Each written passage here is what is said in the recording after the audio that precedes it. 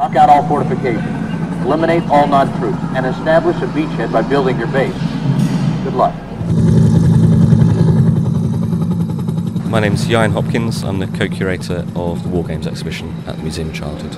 The idea is really to sort of show how war games and war toys have mirrored warfare sort of throughout the centuries, and the use that sort of toys and games have been put to sort of educate or influence the young. So this first room here is all about sort of physical playing and things. There's dressing up clothes and toy guns, and the middle section's a bit more it's a chronology. So the idea is that you can tell the history of war through toys. The third section is reality to fantasy, so it looks at, you know, when war becomes unpalatable, what the toy manufacturers do. So the idea is you kind of go through these sections and have a bit of fun, there's a bit of nostalgia, and the kids are playing and running around. And then the final section, you sort of look at the toys there and the information, and it maybe kind of makes you rethink about, you know, how innocent are some of the things you've seen before. We're lucky because the main toy manufacturers in the world, so France, Germany, Britain, USA and Japan, are also the main protagonists in most of the major wars. We've tried to be as balanced as possible, so we've tried to kind of show that the way these toys have been used and what they've been used for isn't sort of distinct to one ideology or one country or nation. It's persisted across time, and actually, you know, every side in the war does the same thing. There's some really toxic objects and really sort of quite shocking objects in there, but it sort of opens the window into what society was like at the time and what it was perceived. Oh, these are fine, you know, children should go and play with these, and the sort of strength of the message that they're carrying is really quite surprising. I think that's one of the things that's really got us. It's how horrible some of these things are, and yet so innocent as well, because they're a child's playthings. So what's this? The Führer's limousine. Little Hitler in the back there with posable arms and his bodyguard next to him and things. You could buy Hitler in hundreds of different poses and costumes, and Goebbels and Goering and Speer and all sorts. I'm trying to imagine Hitler in costumes. No, we haven't found any. Nothing sparkly. Nothing.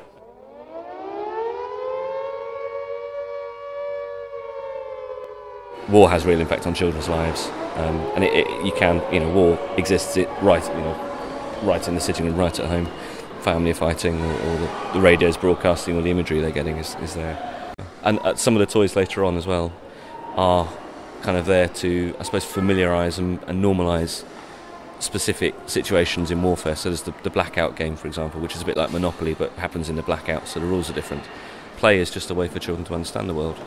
So in those sort of terms, it's a useful thing. And the other thing, I mean, you know, children, you may not have to buy a manufactured toy gun, but they go and pick up some sticks, or they make some guns out of Lego, or it's just their way of exploring the world and learning about it. And it maybe start off with kind of quite sort of bang, bang, shoot, you're dead kind of play, but actually quite quickly it moves into something more complex. So the function of the gun changes, so it doesn't kill, it makes you better, or it transports you through time, or it freezes you, or it does something, or it becomes a telephone. And the actual kind of play and the rules that children use and sort of invent themselves also get quite complex. So you end up with this really sort of well choreographed, well disciplined, structured, imaginative play that may or may not be about war, but has kind of stemmed from this initial thing. So it's a really interesting process.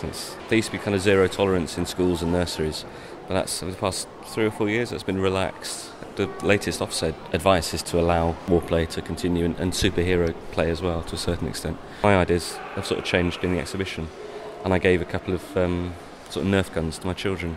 The first thing they said to each other was, you know, don't shoot me in the face, and that's fine, they agree with that. But they like, you know, shooting adults in the bottoms. Hilarious, obviously, or seeing how far they can get it, or see if they get it in the washing machine.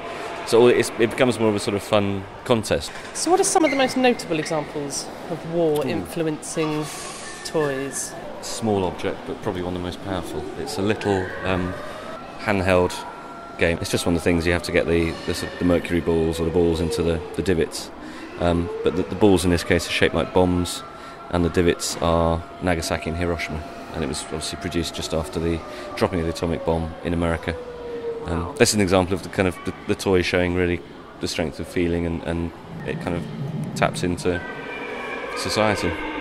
So this is Line in the Sand, which is, for obvious reasons, it's based on the First Iraq War. I think it was produced just before Desert Storm, but it shows how quickly toys are being produced that mirror real warfare as well. And that's the same all through history, to be honest. But it's also interesting because it's probably one of the last sort of board games in a way that was produced, because as you say, after that you move on to sort of computer games and video games, and the technology kind of kicks in. And this is a war of a state versus state, but now warfare is becoming a little more confusing in terms of who's your enemy. How has that been reflected? At the moment, the Action Man isn't produced anymore, but the HM Armed Forces are licensing a range of figures and toys. There's an example here who is the HM Armed Forces RAF Regiment Forward Air Controller. So again, it's still mirroring the sort of up-to-date technology, but they've also brought out this guy here who is the enemy fighter, who is dressed in kind of blue, is nondescript, there's no national characteristics about him. He's a mercenary. So he's, this idea that the enemy can be anyone, and it comes down to money, and this, as you say, this sort of shift in national boundaries, or this removal of national boundaries, I guess, who you're fighting. It's interesting that it's licensed by the armed forces. How does that work? They're keen to engage children in war, and they're very open about the fact that this is to probably not recruit. Well, yeah, I mean, some people could argue, but I think it's about making familiar and getting children's interest in it. I guess at the end of the day, they are open to recruitment and what have you, but they haven't. I don't think they've used the word recruit in their literature yet, but it's still very open to engaging, I think is the word they want to use. And you were talking about fantasy as well a little bit. So is that the next room? Through the plastic curtains. Oh right, what's this? Looks exciting. There's definitely a button to press. Keep going. Right, I'm scared now. So this whole room is sort of called reality to fantasy, so it looks at what happens in sort of late 1960s, I guess. Warfare becomes a bit more unpalatable. People are used to seeing images and kind of understand the brutality of it, so understandably society is concerned sort of the growth of pacifist movements and feminist movements and what have you, and sort of linking war toys to aggression. So suddenly there's this big void for toy manufacturers.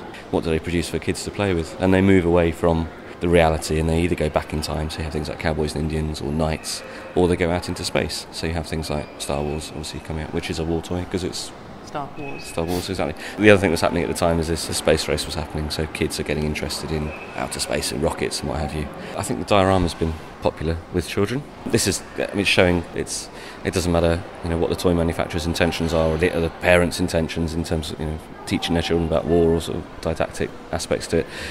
Once the kids get hold of the toys, Australian troops are going to fight against Daleks, they're going to fight against Spitfires, they're going to fight against space aliens. Time doesn't matter and reality doesn't matter in a way. So this has been really popular.